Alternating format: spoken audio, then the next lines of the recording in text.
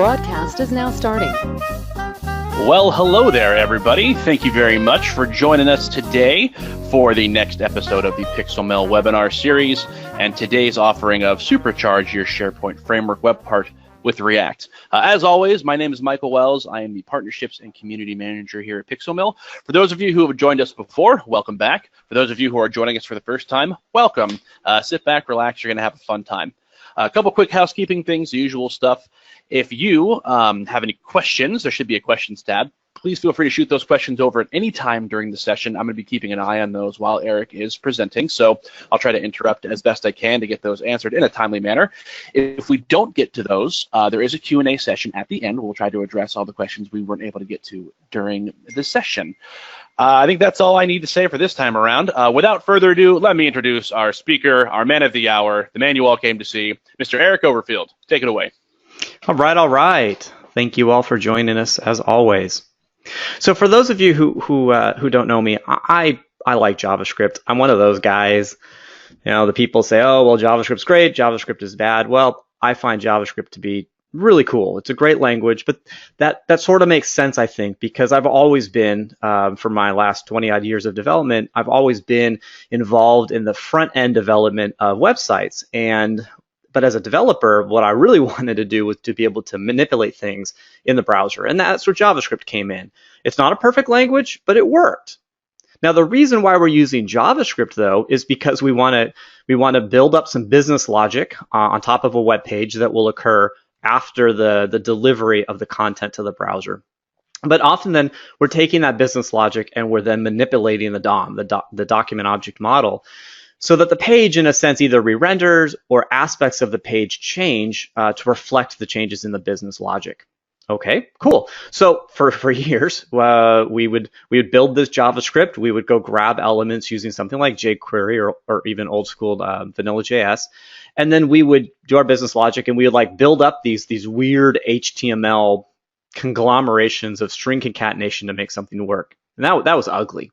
So a lot of us built our own templating engine. We started to create some sort of a JavaScript methods or functions that would allow us to more easily work within HTML within our JavaScript. And I am not the bestest of programmers, and so some people far smarter than myself created something called Handlebars, and there's some other ones. But there was this really cool library called Handlebars. Sure, a lot of you have used it or maybe heard of it. But Handlebars created this ability to create these HTML-ish kind of templates, these HTML templates that could then be easily bound to our JavaScript objects, and we could more quickly create the little custom interfaces and the DOM manipulations. Yet when we were developing them, we got to work more with standard HTML and didn't have to use those ugly little weird string concatenations. So just love JavaScript. When I found that, oh my gosh, it took me too long to find it, but when I found it, perfect. So then like Node.js comes along and we see JavaScript used to create application frameworks, which was just completely insane. And I was a happy camper. You take those tools together, I'm good to go. And I'm pretty resistant to change. It's just the way things go.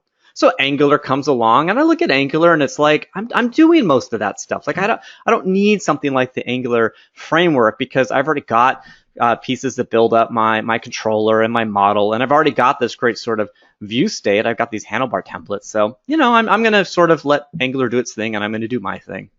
Well, then along came React, and I'm like, oh, yeah. Once I got into it, this is some cool stuff. So what I really wanted to do today was look at how can we use React, which was what Microsoft basically chose for us when we're working with the new SharePoint framework that came out. So I think we'll have a lot of fun. This should be pretty short, less than an hour. I've decided to go a little different this time. We're going to go through all of the theory first. Then at the end, we're going to go through 4 demos back to back to back to back, where we're going to progressively show how we can take something like the Hello World web part and extend it into something far more sophisticated. All of the code, as always, is always available. I've been leaving these links up in the lower right-hand corner for you. So github.com/eoverfield/SPFx demos. The capitalization is important so that you can go ahead and within that there is a React demo folder, and that's what it is that you want. Okay, so let's go ahead and move on. So very quick introduction to who I am. My name is Eric Overfield, president, co-founder of PixelMill. I'm a Microsoft MVP, as well as a Microsoft regional director. Written a couple books. Great ways to get a hold of me, ericoverfield.com, or on Twitter, @EricOverfield. If you can remember my name, easy ways to find me. And very quickly, who PixelMill is. I'm sure a lot of you have been working with us for a while, but those of you who are new, PixelMill, we're located in Davis, California, and we're a SharePoint digital design agency looking to help our clients build really cool custom portals that work around working on improving user experiences, because what we want to do is help drive user adoption. All right, let's get all that out of the way, and let's go ahead and move forward. Pretty simple overview for today. We're going to look at React. What is it? What is it not? How does it compare to other tools such as Angular, because that's a popular one. Then we, of course, want to combine React with the SharePoint framework and see how we're going to do that. And then finally, let's go ahead and extend our web parts using React. Now, we're not going to touch the SharePoint framework extensions right now. I'm going to let those sort of get baked a little more, but those also would be using React a lot as well. We're going to stick with more traditional SharePoint framework web parts for this. So let's start out with the basics. What is React? What actually is it? Is it a framework? Is it a library? Like, what's the difference between a framework and a library? Or I like to say it's just a verb, like, let's go and React. So what React is, it's an open source JavaScript library. So open source, of course, being that we all can see all the code that makes it work. We can help contribute to make it better. I love open source. Microsoft has gotten way behind it. Glad to see that Microsoft decided to use an open source framework to help in the delivery of the new SharePoint framework. But what React helps us do is create web-based interfaces. It helps us build user interfaces on top of our web pages. This is created and is still maintained by Facebook, so it is maintained by a very large organization. Something else that's kind of cool is Microsoft chose React for the SharePoint framework, and React is built and maintained by Facebook. I like that. I like to see that Microsoft didn't really care about, do we only use our own thing, i.e. Knockout, or is it okay that we use a tool sort of by a competitor? And they said, let's go with the best tool on the market, and they found that React was it. It didn't matter that it was sort of a large competitor of theirs. So React itself, though, what it's doing, the primary basics of it is it's creating these declarative views that are extremely fast. So React itself, if you think about the MVC or MVVM models, where we have MVC, model, view, control, React is only the view. It is not trying to provide anything else.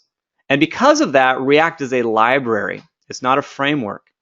Oftentimes people say, are you going to go with React or Angular? Well, it's kind of an apple to oranges comparison, because Angular itself, a great framework, very powerful, very well established, and very highly used, is more of a framework that's combining all of the MVC model, such as the model, view, and the controller. But with React only providing the view, it then means it's up to us to come up with a model and a controller components if that is what we want. But we don't have to. We can use other tools to help us make all that work. React itself also, though, one of its sort of strict pillars is it has one-way data flow. Now, that data flow idea was put into an architectural style that has been called Flux. So if you hear about React and Flux, Flux is not the hard and fast only way to do things. It is more an architectural style for this one-way data flow, where you have this dispatcher, which has a bunch of activities that need to have happen. That then gets sent to the store. That gets sent to its warehouse of data that then gets published into the views. So then a view is created or updated so that there's a new view on the web page. An action could then occur. Someone clicks on something or some other action would then occur, and that action is then sent back to the dispatcher. It's one way through that modeling, and it works really well, and it's actually pretty lean and simple.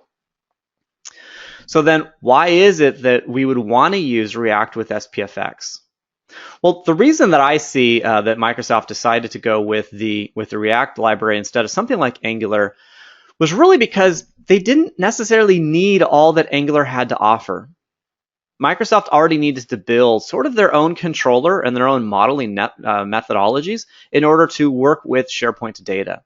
What they really wanted was a really good view. They wanted a great library that would help them create the interface, the web interface, for the web parts that SPFx is able to offer, such as the web part itself, but also the editing panel on the right-hand side.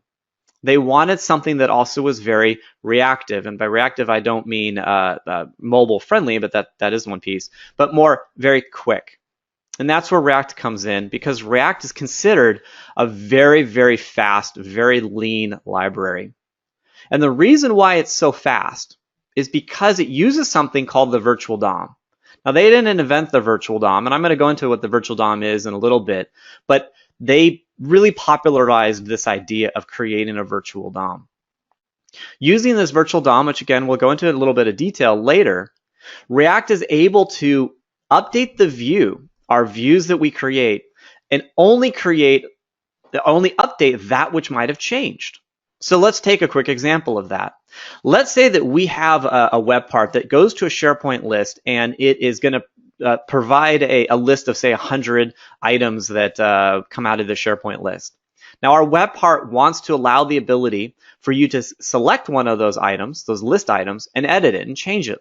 So you're going to edit, you're going to click a button, let's say, and your view provides that action for you to be able to click it and then get a form and you edit it. Now, when I'm done editing it, of course, I want SharePoint to be updated, but I want my view, my list view of 100 items to be updated as well. React is built in such a way, because of its virtual DOM, that the view will only get updated for that one item that I changed. The whole view of 100 items will not have to get updated. Only that one item. And that makes it extremely fast, because only the component that you update within a view is going to actually get updated in the browser. So pretty cool stuff. So the last thing I can think of here, the last thing I want to point out is, because React is only providing the view, it's a little easier to debug, because there are logic that's going to happen over there somewhere else for your sort of view and for your model and controller. But if all you're trying to do is work on the view, it's easier to debug. There's just less code within this library than there would be in a framework such as Angular.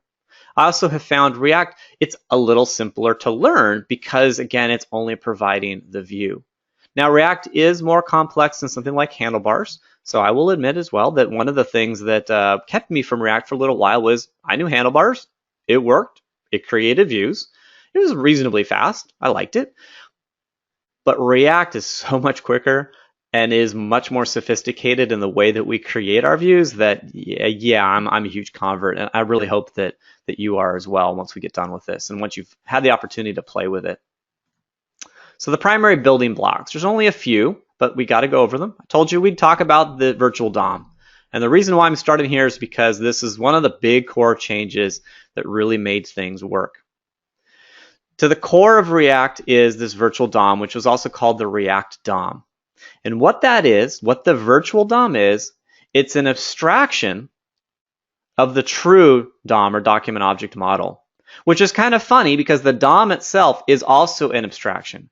The document object model is an abstraction of what we actually see on a web page.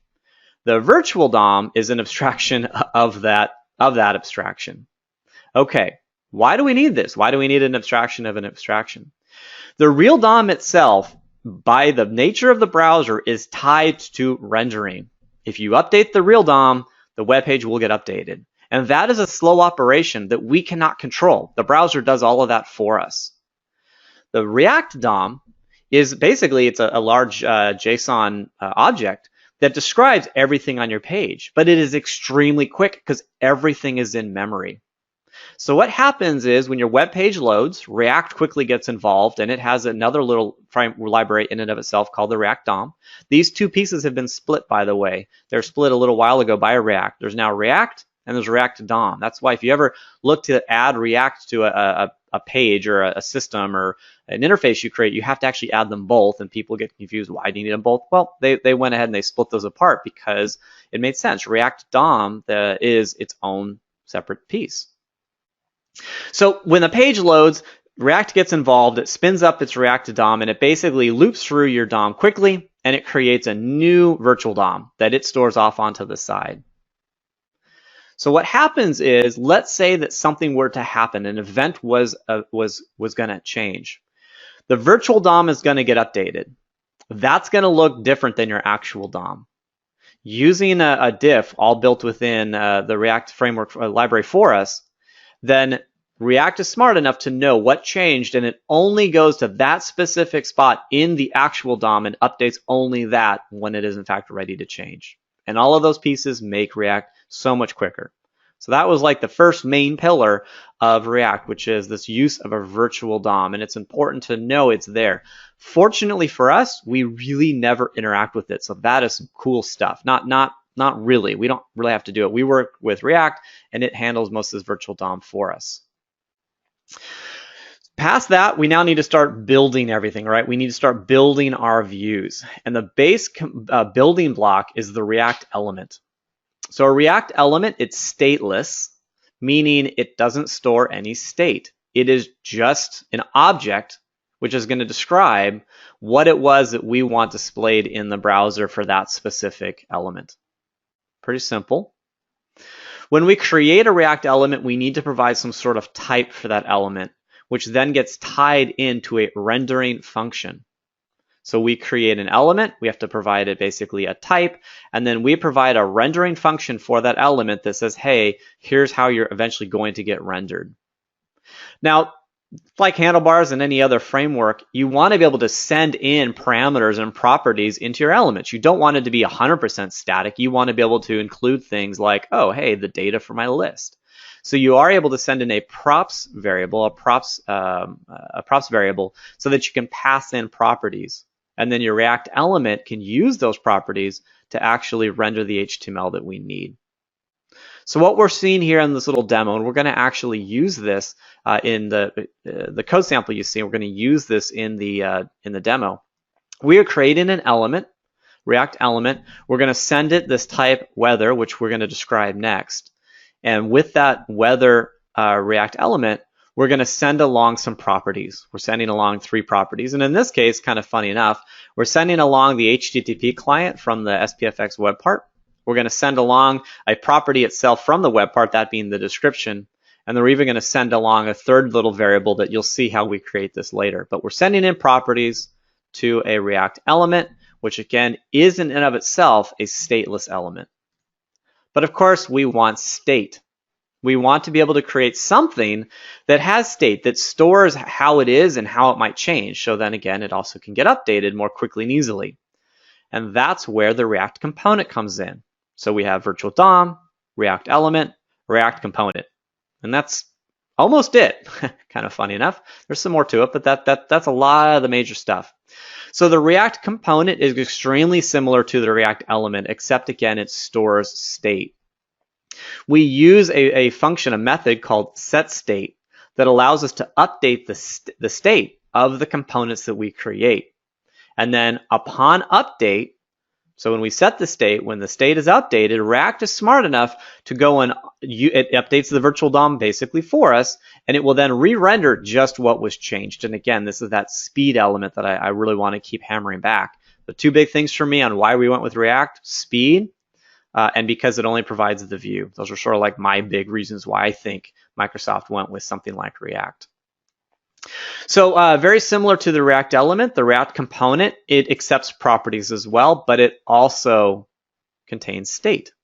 So we saw in the previous slide that when we created a React element, we were we were sending along weather. And here's where we now defined weather. So weather, we use this class, and for those of you who might not be understanding some of this code, effectively this code is TypeScript. So you can do this all in JavaScript, but how we did it here and how we're writing it is all in TypeScript. So we've got React.component. We're sending along some properties and some state. We go ahead and we construct this. We can predefine what the state should be when we start. And then we're going to do a whole bunch of other stuff. And again, we're actually going to look at this code on how we created this weather web part. And we're going to do that by starting with the Hello World web part. So you're going to see sort of how we can start with out of the box SPFx and how we could extend it pretty quickly to have our own React elements and components. So those are our main building blocks, but now it might be helpful to help us build these building blocks. And what we're going to see when we start working with our SPFx web parts, in particular when we're using React, we're going to start seeing these TSX files. Well, TSX are based around this idea of JSX, or JavaScript XML. So this was a language that was created a little while ago. And so JSX and TSX, for all intents and purposes, how we're going to use them, they're the same, except that JavaScript HTML XML would only be for JavaScript, whereas TSX is really for TypeScript. But the way they appear in the code is close enough that we can ignore them. If you're going to use just React, you're most likely going to be looking at just JSX files, which is this syntactic language for creating our rendering templates. So we can use syntax rather than having to build raw code, and rather than having to build raw JavaScript or TypeScript code. We are using JSX, or in our case for SPFx, TXX for creating our views. You don't need to really use this JavaScript or TypeScript XML if you didn't want to, but it sure makes things a lot easier. So let's take a simple JSX example, which we see some code at the top, where it's my button, color blue, show shadow with that little 2, and those squirrely brackets allow us to provide in a parameter, and click me. So that would be JSX, or in our case, it could be TSX as well. When we're transpiling all of our code to actually raw JavaScript, that is going to get transpiled into this React.create element, my button, and then it gives us the parameters we want to send in and some sort of text. We could do all of that, and if you can nest all of these and you can keep nesting and nesting and nesting, well, that code could get really ugly to write. We're going back to the days in JavaScript when I was building my HTML sort of views, shall we say, using a document write concatenation or string concatenation, and it got ugly. JSX allows us to build something that looks more HTML XML-y, yet at the same time allowing us to inject in parameters and other things like that. So this is another building block, but to me it's more of a language building block rather than building the core components of things that we need in order to use React. So of course we want to take React though and figure out how is it working with the SharePoint framework. When we go ahead and we create a Hello World web part that uses the React framework or React library, and we're going to see that when we spin up in PowerShell using the Yeoman template, what we're going to find is basically the folder structure that's created by the Yeoman template of SPFx is almost exactly the same. I'm not going to go over all of the things here because we've given a webinar on general SPFx web parts, and there's lots of training material out there. What I want to point out is the second bullet point, and that being that by default, within your web part source, there's going to be the components folder. And within that components folder, that's where you're going to find your TSX files.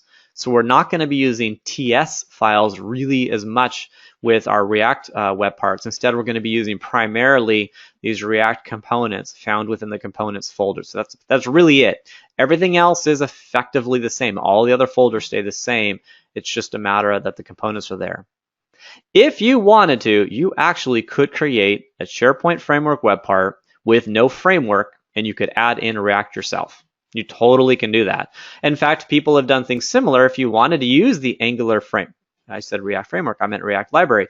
If you wanted to use the Angular framework, you absolutely could start with the no framework Yeoman template and then just add in Angular, in a sense, just how you could do React on your own.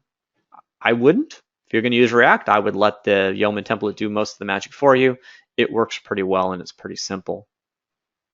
So normally, if you're going to add React to a web page, it can be a little complex, and there's that onboarding that makes people hesitant. And it's one of the reasons why I hesitated way back when was I really didn't see why we needed to have all these multiple files, that being the React JavaScript and the React DOM, and I didn't care to learn it. I was going fine with handlebars, and I love that framework. And I find something I love, I stick with it. It's just the way I go. But it really isn't that bad once you understand why React and React DOM is needed. Okay, so normally we'd have to add this React and React DOM JavaScript files references to anything we were doing. We would then have to go ahead and create the scaffolding that would allow us to figure out how to do everything, and it would allow React to actually start, and we'd create our initial render, our React DOM render function. But luckily, SharePoint Framework, again, it's already built in for us. There's already that ability to just have the Yeoman template, spin it all up for us, and we're good to go. So normally with you would have to run these import functions within TypeScript. But we've had that SPFx already does that for us. So at the top of our primary WebPart source, we're going to import React, and we're going to import React DOM, because those are our two major components we need, is React and React DOM. What we're then going to see is in the WebParts, this primary WebParts render function, we're going to create a React element, we're going to use it, and then we're going to render it. So what you're seeing here is what happens in the Hello World web part that the Yeoman template creates for us. Is we have this React element we're going to create. We're sending along the Hello World props that was created for us. We're sending the Hello World React component along. That's going to have some properties, that being the description. And then the big magic happens there at the end, React DOM.render. We're going to render this element being that variable we created above, which was the React element, and we're going to send along the element itself that was created. So pretty simple if you think about it, but we have to then extend it, of course. We're going to probably want to create our own elements, our own components, set up our business logic, and then go ahead and let our components and elements do all the magic for us. I did tell you we have to work with the React DOM a little bit, and basically you're seeing it, React DOM.render. That's kind of like one of the big things we need to do is just say, hey, we've got our element ready to go ahead and actually make it happen. And then we want it to happen. We're going to render it based on this .dom element. So this .dom element, that's that reference into the real DOM where we want it to render. There's a little more to React, though, especially within SharePoint Framework that I think is worth knowing about, and that's the Office UI Fabric.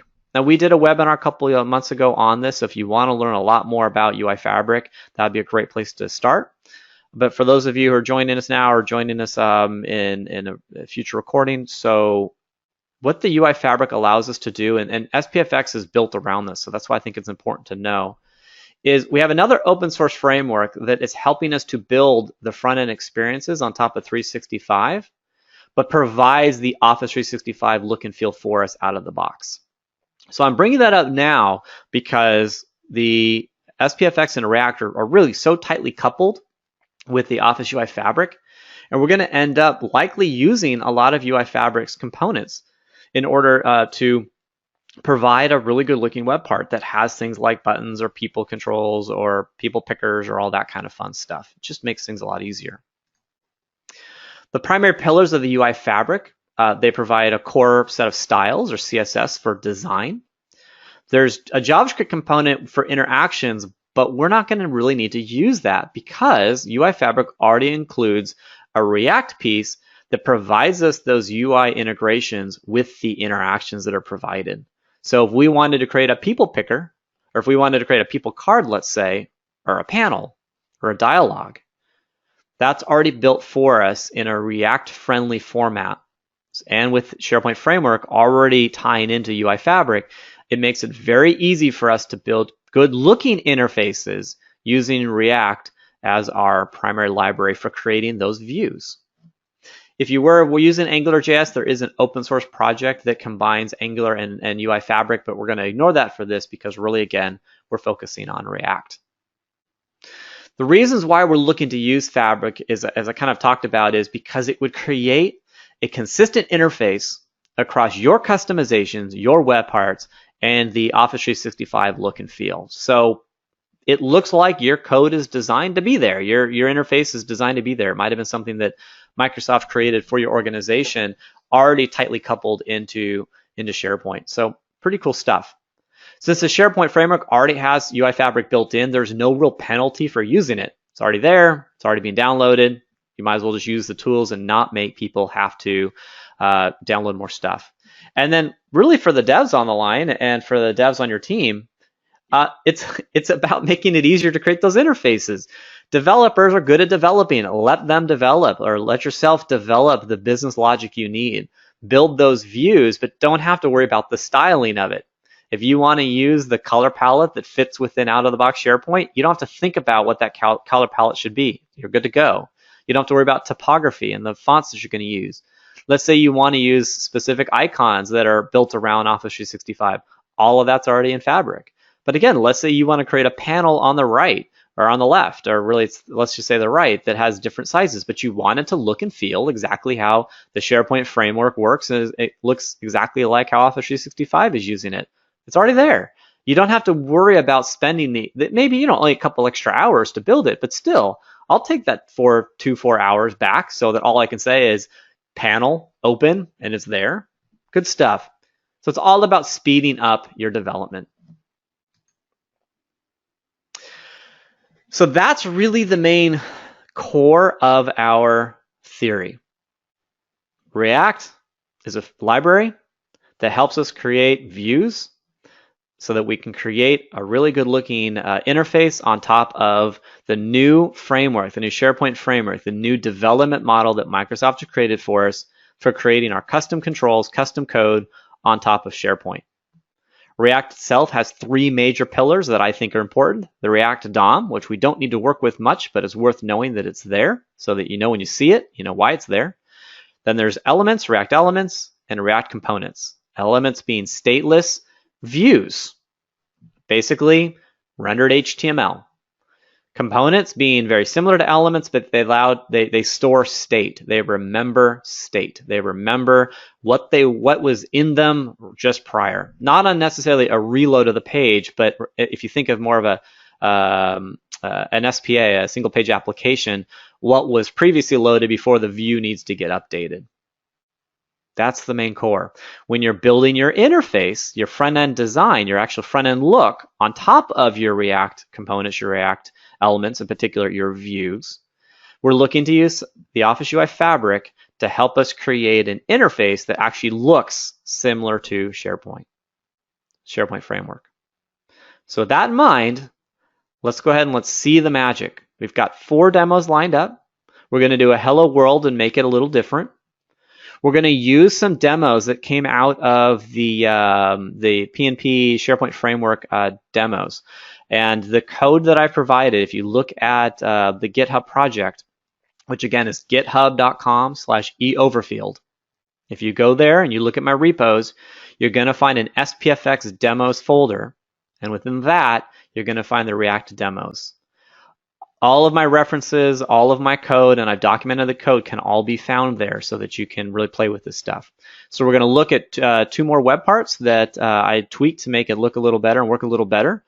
And the last one I want to look at is even taking the React library, using React, and creating even custom properties so that we can create our own way of interacting with data within our SharePoint framework. I think it'll be really cool. I think you'll learn a lot here. Okay, so let's go ahead and first spin up what it would be like to create a new React Hello World web part. So that's pretty simple. You need to get all the scaffolding set up for the SharePoint framework. Again, we did that elsewhere. So I could type in Microsoft SharePoint. If I did that, I can then say, okay, well, what do I want to create? Now I have downloaded the latest Yeoman template, so that's why you see the extension preview, but I want to create a web part. I would give it a name, I would give it a description, and here's the only little difference, which I'm sure most of you have seen, which is I want to use the React framework. Now, if I click return, it's going to go through and take the next 5-10 minutes to go download stuff. So I'm going to go ahead and escape out of that. We don't care about that. Instead, I want to go look at my code, because I've already basically done that. You would download this code as well. This is the React Web Part Demos folder. And within it, if I had created the Hello World web part, which basically I've done here, I would have a source folder, which I talked to you about, and then I'd have a web parts folder. Now, you already see there are 4 folders here. You would normally only see one, which is Hello World. Within the Hello World web part, what we care about is Hello World webpart.ts, and there would be a component, a components folder, which would include everything you see here, except it would not include weather.tsx. Instead, it would contain hello world.tsx. Okay, so what's going on here? Well, I told you we were going to be importing the React and React DOM. We were then going to go ahead and in our primary class definition, we would have a render function. This render function is going to go ahead and say, hey, go ahead and create an element based on hello world, and then go ahead and render it. The rest of the code you see is all really out of the box. I haven't touched it at all. If we go to hello world is not a TX file. Let's go ahead and zoom in on that because this is important. It's not TS, it's not TypeScript, it is TXX, which is TypeScript XML. Now, at first glance, you may think, oh, this is TypeScript. Again, no, it's not. And it's really important, and you're going to see it in the return function of our render function. There's no string, right? There's no quotes. Pretty interesting. Pretty cool. So what this hello world is doing, we're creating a class, TSX class. We're extending the React component, which means at this point, we can provide state. But we are not. We're actually providing void out of the box because there's no need to. Upon render, if the render function is called, what we want to do is create an element, send it along its props, and we're going to return our view, return our HTML. No string concatenation. Pretty cool, huh? So this looks like basically standard HTML, except 2 things. One is class name. Why are we using class name and not class? Class is a reserved word. So if you wanted to provide a class to your components, to your HTML elements, such as div or span, etc., we actually can't use class. We have to use class name. When this TSX file gets transpiled for us by Node, by our compile methods, class name will get renamed to class for us. The second thing you're seeing primarily at this point is these squirrely brackets. And the curly brackets allow us to grab variables. They allow us to grab dynamic data from our code itself. And what we care about here is that we are sending along, in particular, this .props.description. This is where that description variable is being used within this particular view. Now, isn't that so much easier to write than if it would be trying to write some sort of weird non-XML version of creating element upon creating element upon creating element? I love it. Just good stuff. Okay. So that's really it. So the Hello World web part, let's go ahead and spin that up for us. So we can just type in gulp serve. And if we're lucky, this will spin up quickly. My computer oftentimes gets a little weird with gulp, but that's my fault, not SharePoint Framework. We are very, very close for it spinning up. Now, while that's actually working, let's go ahead and let's look at something else that I've got going on. Oh, it already loaded for us. I do have a development site, a development tenant that I've created, and I have the workbench loaded up. So if I wanted to see my SharePoint Framework web parts live during my development, I wanted during development to have access to live data. I do have that. But we're, of course, going to use the local workbench. So let's go ahead and refresh this. And we'll go and click on add, and we'll see 4 web parts. Again, you would normally only see 1, but I'll kind of show you where I got these other ones from in a second. I'll click on Hello World. I'll click on edit. And as I change the description field, we see that the description, in fact, changed. Pretty simple. That's the Hello World web part. Okay, so we broke it down, but of course, we want to do a little more than that. I'm going to leave gulp running. Let's go back to our source, and we're going to do some very simple things. One is, we're going to go ahead and import a new component that I created, and we'll look at that component in a second. The other thing I'm going to do is I want to go ahead and comment out where I create this constant element variable, and I'm going to go ahead and send along my own. I'm going to go ahead and create my own element and send that to the React DOM.render. Okay, so what's going on here? We're creating an element. That element is pulling in a new React component called weather, and we're going to send along some properties. This is that code you saw just a few minutes ago in the actual slide deck. We're going to take whatever this element is, and we're going to render it to this .dom element, which is a real DOM element that SPFx creates for us. Cool. Okay. So now weather.txx, I created this. This is new. This you'd have to get from the web, or again, I've already included it in the source for my stuff. Okay.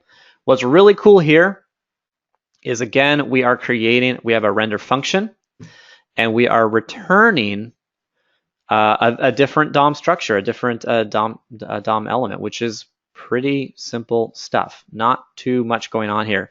I'm creating a new div, and I'm creating a background image in it, and then I am sending along an items variable, which I have already created as another element. So I have another way of nesting HTML within HTML. Besides this, there's some other code that is sending out a request to the web to basically get some weather. So you can combine in to your TXX file additional JavaScript, additional TypeScript. Pretty cool.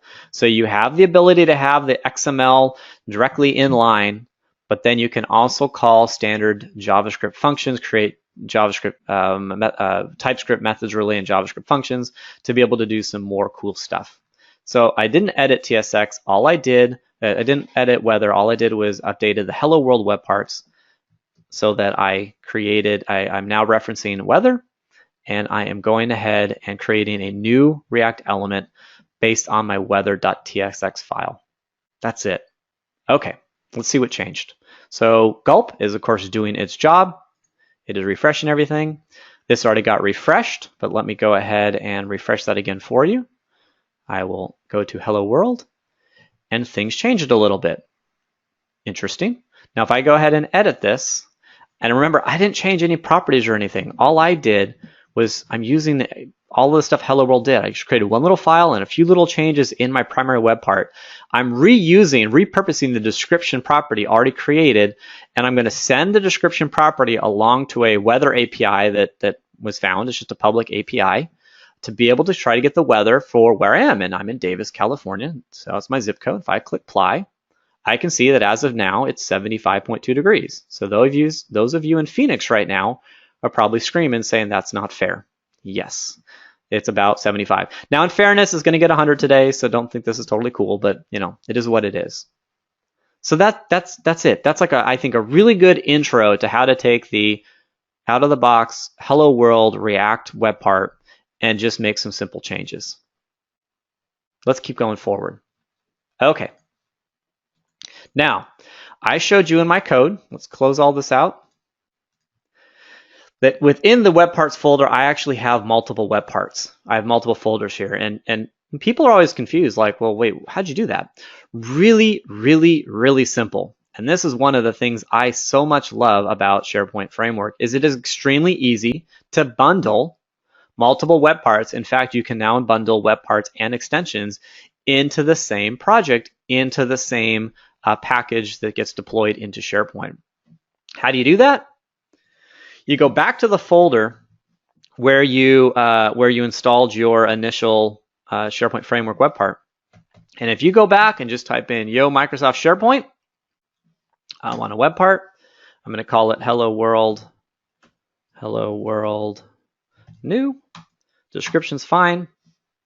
Watch this. Those of you who've done this before, if I did this right, whoops, I must be in the wrong folder. What was supposed to happen really quickly is it was no need for actually React to go out for the Yeoman template to go out and do anything, because all of my components are already there. So I think what's happening is my computer is actually just being slow, and it's making sure that, there it goes. So that was actually pretty quick, right? Normally it would take a lot longer for all of the node modules to have gotten downloaded, but it happened really quickly because all of the node modules were already there. If we go back to my source code, we already can see Hello World New has already been added for us as a new web part. So if you want to add multiple web parts to a package, very easy. Just rerun the Yeoman template in the same folder, and it does all the magic for you. Okay, let's go back and let's review what I want to do in the second demo. In the second demo, I want to take a slightly more complex demo. Again, it's already available for you. You can pull this was originally pulled from the SPFx WebPart demos. As of today, you'll want to use my code. And the reason why is the update to the SharePoint Framework 1.1 removed they removed a component that was used by a lot of the demos, in particular this one, as well as the other two that I use. And that's the placeholder component. I've replaced that in my code with my own solution, so it provides basically the same functionality. But I did provide you the code in case you want to see how that works. Okay, so what we did here, let's go ahead and we'll work with to-do first. In the to-do web part, we again have a TS file that is our initial starting spot. Within that, we need to, of course, get to all the different custom code that we have, but if we move on down to our render function, it's not too different than it was before. We're creating an element again. This element is the to-do container.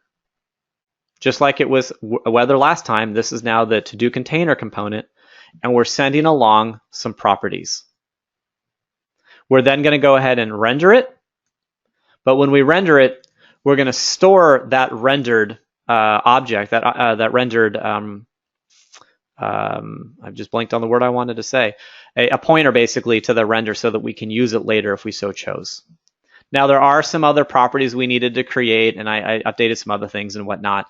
But what I really care about is looking more at the React side. So what I'm going to do is now go look at the to-do container component. Okay, so what's going on here? What is happening in the to-do container? Now, the to-do container, again, is going to be a React component. It needs properties and it needs state, which were defined in some other TS files. So now this is just standard SharePoint Framework, WebPart methodologies of splitting out all these interfaces. Once we spin all that up, we're of course going to have to render something. And now that starts to look a little different. What is going on here? Into our render function, instead of just rendering straight up divs and whatnot, we're also able to use Fabric UI. And this is where Fabric UI is coming into play. We're creating a primary component called, element called Fabric. One of the things you might try to do is when you're doing a render function, you might say, oh, you know what I really want to do is have some additional components here. Now, you can see all that red text is happening. The reason why is, this is another little gotchas. When you have your render function and you're returning something, you must always return one specific object, one specific element. Now that specific element, such as Fabric here, or it could even be div. If you wanted to, you could just say, oh, no, I just want this to be a div. That's okay as well. But you must return one and only one. But within it, you, of course, can then have anything nested the way you might want to have it nested. Okay, let's go back to Fabric. So within our response, within our render response, we still have the ability to have basic if statements. Now, we don't have too much sophistication. Basically, we can do if statements, and it's not even an if statement. It's just, it doesn't, well, it is an if statement, but it doesn't have anything if related to it. It's basically just a function, and how this is read is if these all basically turn out to true, then we can go ahead and do something else. What we're doing here is we're able to nest additional containers. Okay, so we have another component, called configuration view, and we can send along properties to that component. But if some other action was actually true, we want to do something else and might want to send different properties along. Or if we don't need to show placeholder, which we can go and figure out where this variable is defined up above, then we go ahead and say, no, now we want to display different information, which has more nested components. So you can continue to nest more and more and more React components as needed. And then you're also able to provide within components state as well as additional functions. So when things occur, you can say, okay, well, I need certain functions, certain methods to be triggered. You can go ahead and include those two and trigger them as needed. And so we can keep going down this rabbit hole.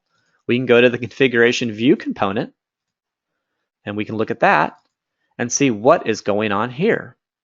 Now, the configuration view is a component that I built to replace the placeholder component that Microsoft removed in SharePoint Framework 1.1. And I basically lifted the code so that I could use the same classes that they provided. I wanted it to be very similar. Here's what's kind of cool, though. I have a button, and this button needs an on-click. Button, by the way, comes from Fabric. How do I know that? I could actually go and look to see button had to come from somewhere. TypeScript needs to know where button came from, and it was imported directly from Office UI Fabric React. Okay, so button itself has an on-click function. When you click it, do something, right? So what is it doing? It is doing whatever the property that was sent into it is supposed to do. This .handle configuration callback. Okay, so that's a function that's created, and it is basically triggering the property that was sent along on configure. Okay, well, what was that? Let's go back. Let's figure that out. If we go back to configuration view, on configure property is basically a function down below, this configure webpart. Kind of goes, you keep going back and you keep going down in your code and you have to keep coming back up. And then finally we see this method, in fact, is triggering something that is provided for us, which is this configuration start callback, which is an out-of-the-box SharePoint Framework function, a method. Okay, so what's going on here? All right, I created this view. I created a component. I went ahead and said I have a property that is supposed to do something. We want it to trigger this function. If we then go into the into this component itself, we can then see that there's a button being called. When the on-click happens, we want it to trigger its own internal method. That own internal method is an event, and it eventually triggers back up the chain the original method that we wanted to have created. Now, you might have gotten confused by that. No worries. Go ahead and download this video once we get it back to you, and you can kind of replay what I just said. And it's kind of complex the first time you do it. It can be a little challenging to build code in React the first time out of the gate. It greatly helps to have a demo to figure out how someone did it, and then you can duplicate it and make it work within your own specific, for your own specific requirements. Okay. You can keep drilling into this, of course, if you want, right? We've got a form, we've got a list. We could go dig into the form. We could go dig into the list and see what the form and list does. Again, it's going to be some sort of render function, which will render, again, one primary document element, this case being a div, and within the div, we can then, of course, have as much nested stuff as we want. We've got more functions more methods that will be triggered when things happen, such as on click or on change. And you can just keep drilling into it. Let's see, though, what happens when this all gets put together. Okay, let's go ahead and gulp serve this.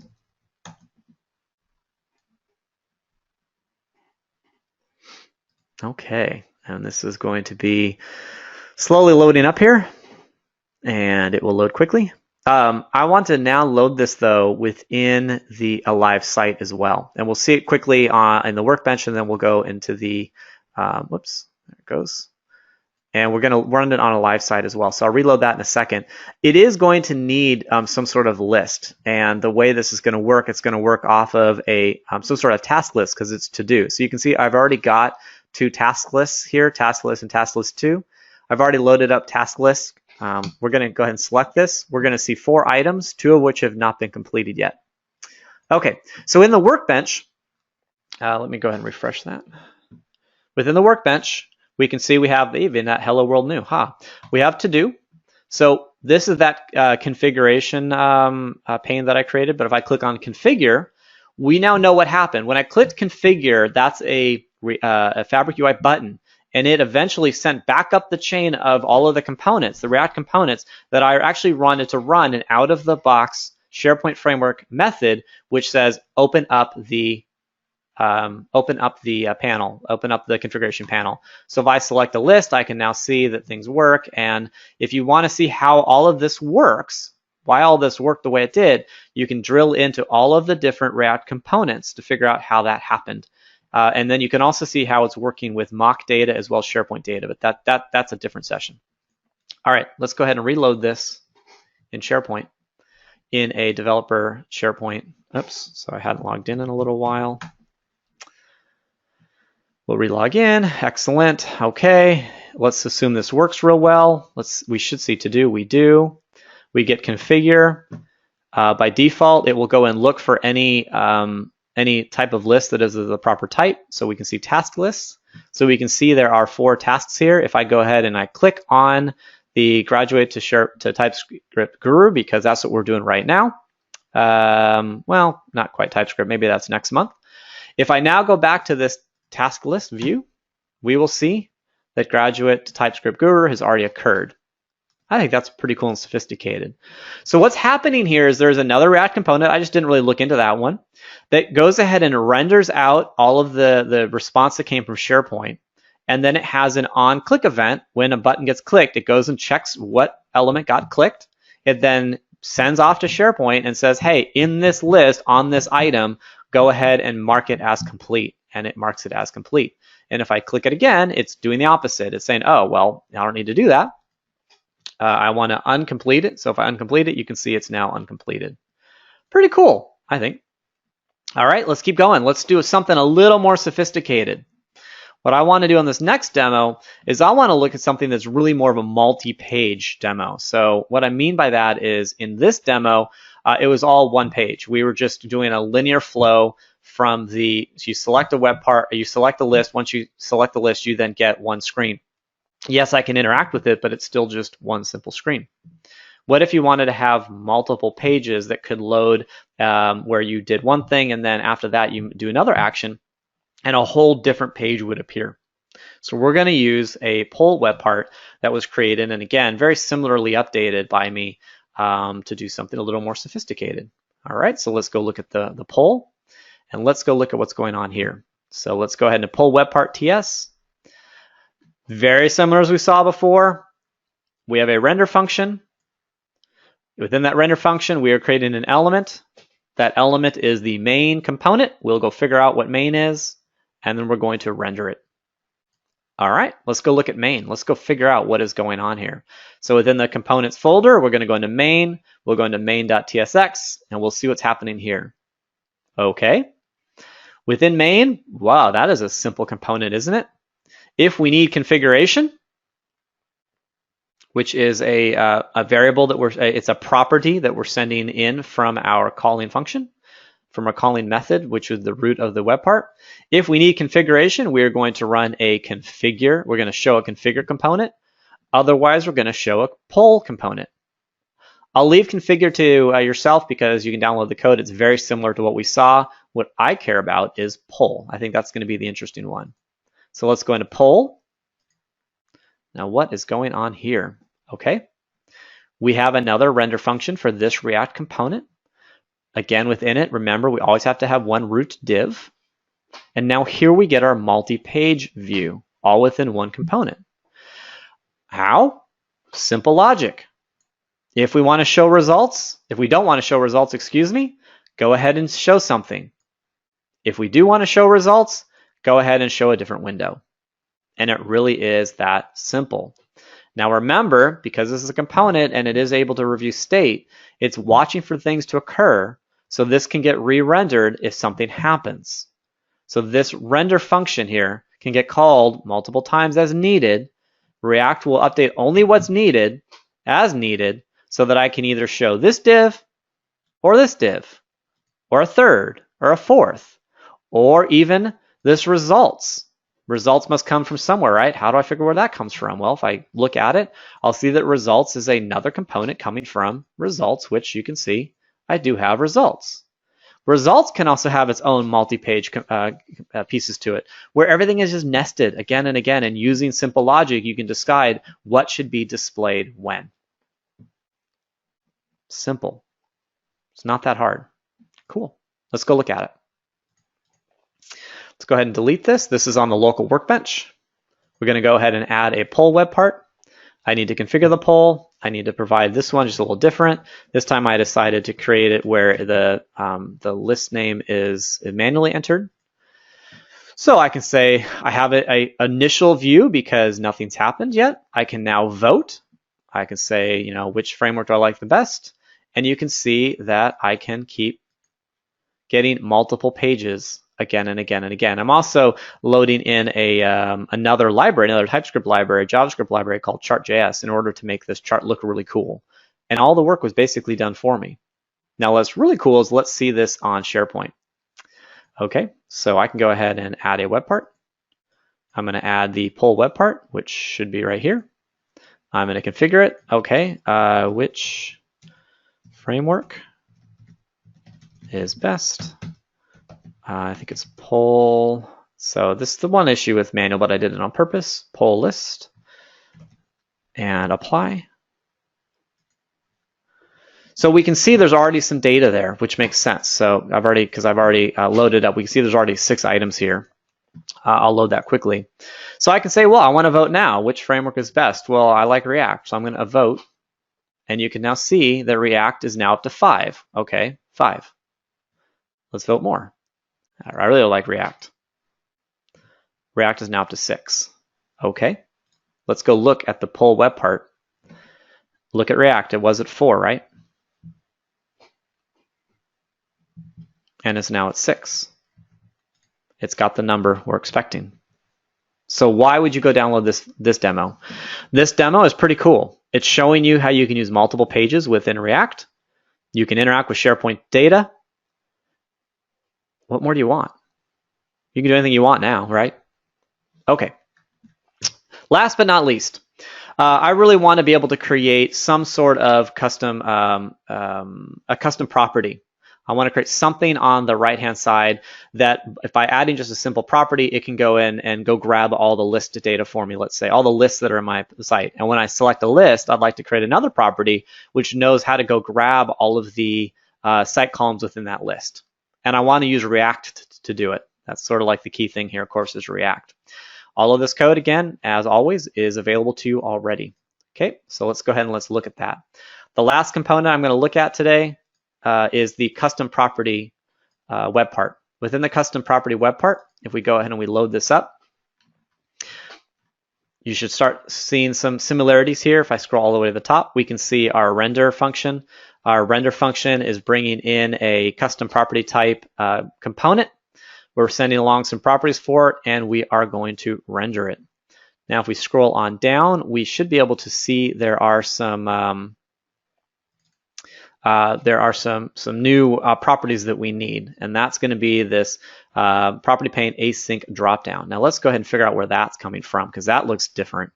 Property pane async download dropdown is coming from our own custom control under the controls folder. Now I moved it there to keep things sort of tight and compact. That way also all my other web parts could use this if I wanted it. But that's it. I've got this control that I created, and we're going to go look at that.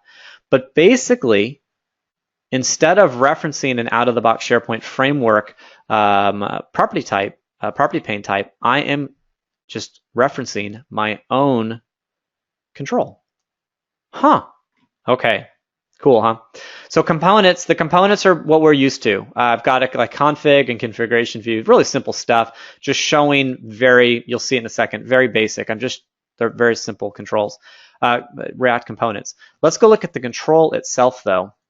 Now the control itself requires some TypeScript, and it has, there's a whole bunch of documentation on how you build your own property types and how they have to get, what they need to be inherited from. They have to inherit from the property pane field, which comes from WebPart base. So that could be a little tricky to set up, but what is important here is I want to show you the onRender again. So it's not just the render function, it's the onRender here for this particular piece, which you just kind of keep drilling up, you'll see what's happening. We're creating a React component.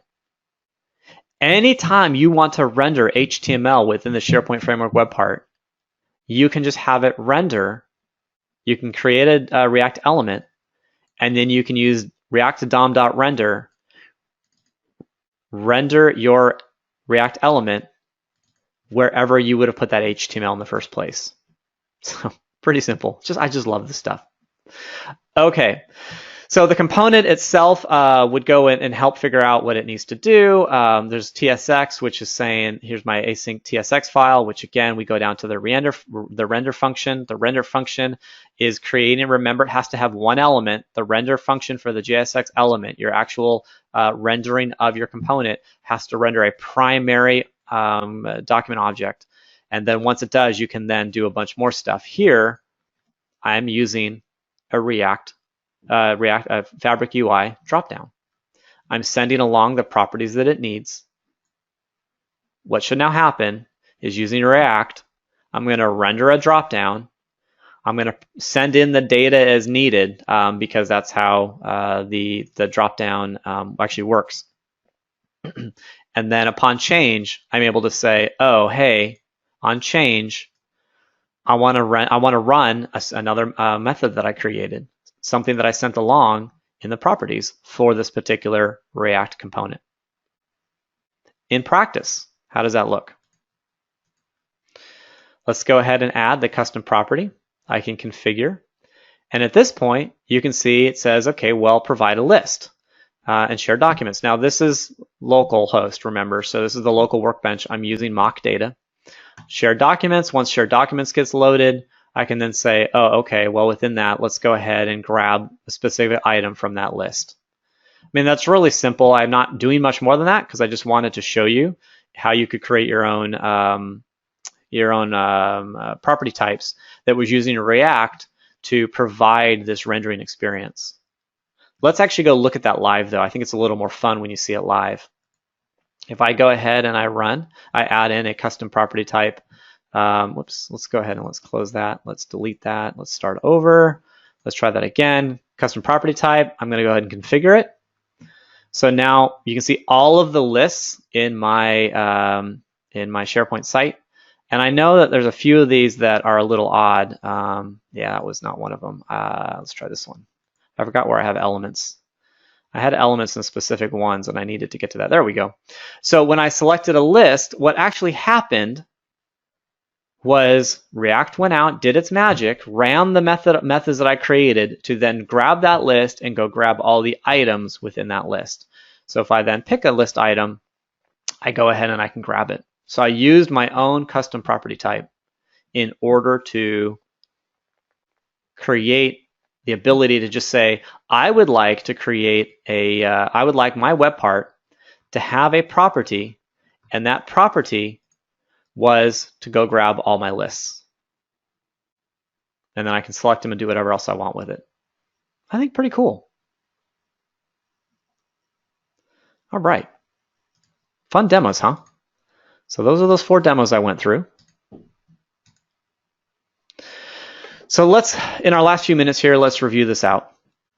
We looked at React and what it is. React is a library providing a view, basically our view control, our view within an MVC or MVVM sort of system. It only provides really the view, the ability to quickly be able to render something on a page, and then using some of the components built within React, we can then quickly react to changes that happen to that interface, re-rendering only the component that might have changed. When you combine that with SPFx, it makes SPFx really cool and simple to use, create some really cool interfaces that are very reactive. And then you can even move past just the web part itself and create things like custom property types that also use React. Anytime you're going to render any type of HTML within the SharePoint framework, you can actually use React to go build that HTML through React elements and React components. And then you just use the React-to-DOM render to render that element with sub-elements and sub-components, etc., and bind that to the actual DOM. A lot of resources for you, a lot of stuff to go learn more. What I'm really trying to do here is help save you a good, 16, 20 hours of research to help you get started. There's, of course, the React homepage, and if you want to learn more about Office UI Fabric, you definitely can.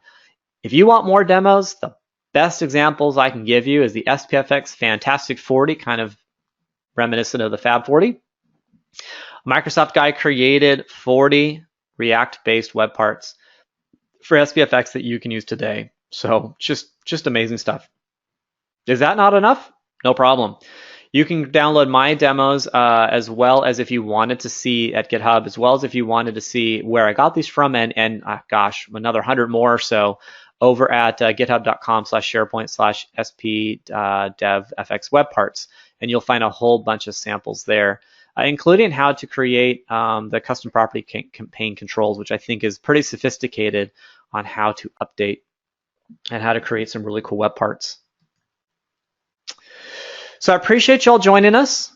For those of you on the line and listening to this before August of 2017, I hope you join me at SharePoint Fest Seattle 2017. I'm doing a whole day workshop on discovering developer patterns and practices, which is the SharePoint PnP initiative for 365 and SharePoint, and it is a full day workshop that's going to be a lot of fun. I think that we've got a lot in store for you. Yeah, 8 hours is a long time. Don't worry, we break that up into some really great chunks. And then also I'm going to do an introduction to the SharePoint framework as well on Thursday, August 10th. And if you want to save $100, no problem, easy to do. Just use Overfield Seattle 2017 coupon code. So with that, we got about 4 minutes left. If there are any questions, Michael, I would be happy to answer them. Otherwise, I really appreciate everybody's time. I hope you enjoyed what I was able to offer today. I hope it gave you a good idea on how you can get started with React. And hopefully you'll be less intimidated now because it's really not that hard. There's just a few minor pieces you need to learn. Great demos and samples are already out there. Take one of them, take one of mine, and make it do what you need it to do. All right. Yeah, what a jam-packed session. Thank you, Eric. One of the questions got answered in that last slide. Someone was asking for some of the GitHub links, but you just put them up there. So for anyone who's still looking for those, when we post the recap of this, we'll have some of that stuff available, and then Eric's got it back up on the screen right now if you want to quickly write that down. And then a couple of the questions that came in are kind of specifically for you, Eric, not so much about this topic, but kind of some things that they want to know about you. Do you offer step-by-step hands-on training in a classroom, particularly for someone who is just ready to absorb the new way of SharePoint development, but slightly slow? I do not really. It's because I'm tied in with PixelMill, and PixelMill is built more around building those custom solutions for clients. My suggestion is Pluralsight. I think that's one of the best places you can use to get started for training. I do my best to answer questions though, so if you have specific questions, please do. And I think that might be a great way to get started some more. I definitely recommend the conferences as well. There is full-day workshops, I know at SharePoint Fest and others, where you can get a much more drawn-out examples and experience on how to use React and SharePoint Framework. And what would be good there is that during the conference, during the session, during those experiences, you can then interact with the instructor more. The one-on-one, though, I don't know of too many people that provide that level of detail. But I definitely would recommend looking at something like Pluralsight, where you can watch hours of content and go over it slowly and then interact with the instructor via email and stuff. The other one I think I can recommend is Andrew Connell. If you just do a search for Andrew Connell SharePoint, you'll find him. He is providing a class-based experience on SharePoint Framework that is video-based, but he has office hours, etc. And I would definitely look into that. I don't think it's live yet, but he does have some videos out already that I think would be a great way to get started. Awesome. And then kind of right along with some of that, is the work you demo mobile ready for Windows, iOS, and Android? The components that I just showed are mobile friendly, so they should render just fine. I didn't test them to that degree that you may want to. In fact, I will admit that the code itself is not truly production ready. I mean, I didn't do all the air checking you may want to do. But yes, by nature, it should work just fine on a mobile device. Awesome, awesome. And then another good question that came in. Can you use React alone without TypeScript on a SharePoint page if you are not developing SharePoint Framework web parts? Yes, you can. it is going to be a little more complex to use React. So TypeScript itself is just, it gets transpiled into JavaScript. So you can link to just straight up JavaScript. You could link to the TypeScript, if I say this right, you could link to the React and React.js files, because the libraries are just JS files, and you can just build it out using strict JavaScript. It is going to be painful because you have to keep creating those elements in that nested manner. You won't be able to use TXX or JSX. What you should be doing, and I'll try to make this kind of as strong as I can, what you should be doing with modern development is, even if you're not using TypeScript, you're still using Node.js and Gulp in your development process, so that you can be building React using the language it's more expecting, or at least JavaScript, with JSX files that get transpiled during the compilation process with, you're using Node and Gulp to do that, which then generates your final JS. So absolutely you can. I wouldn't really recommend it. If you're not going to go TypeScript, I would at least look at using JSX to make your editing experience and your development experience much easier. You're just going to let Gulp compile all your stuff for you into a simple bundle, and you'll send that bundle up into SharePoint. Great, great. And that is all the time we have for today. We've gone right up to our time. Thank you, everyone, for joining us today. Thank you, Eric, for an amazing session. Keep an eye out for some of our stuff coming up for our webinars. We've got some exciting things coming up down the line, some exciting people who are going to be joining us, some exciting topics that are going to be talked about. And thank you again for joining us today. Thank you for supporting PixelMill. If you want to find out more, check us out at pixelmill.com.